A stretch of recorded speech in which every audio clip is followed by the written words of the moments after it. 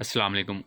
खुशबू वाला लैम्प का मेरे पास दोबारा से स्टॉक पहुंच चुका है, तो जिस भाई को चाहिए रब्ता कर सकता है। ये पहले आउट ऑफ स्टॉक था, बहुत ज़्यादा इसकी डिमांड आ रही थी, ये दोबारा स्टॉक में आ गया।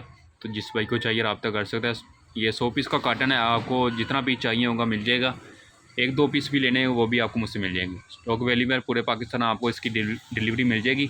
ये इसका बॉक्स है और ये इसके साथ आपको ये केबल मिलेगी और मेरी तरफ से आपको ये इसका खुशबू बिल्कुल फ्री मिलेगी। इसके अंदर RGB लाइट लगी हुई है, इसमें आपको और भी कलर मिल जाएंगे। अभी आपको इसकी रोशनी वगैरह भी चेक करवा देता हूँ। इसके अंदर आपको ये इंडोर इसका एरिया दिखा देता हूँ। इसके अंदर आपने पानी डालना है और खुशबू का कोई भी इसका कतरा इसमें ऐड करना है।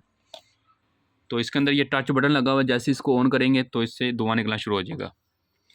तो RGB लाइट लगी हुई है, ये ब्लिंक करती है, तो आप चेक कर सकते हैं धुआं ही धुआं हो गया है। तो बहुत ही बेस्ट क्वालिटी का ये आपको लैम्प मिल जाएगा, स्टॉक में अवेलेबल है। तो जिस भाई को चाहिए रब्ता कर सकता है।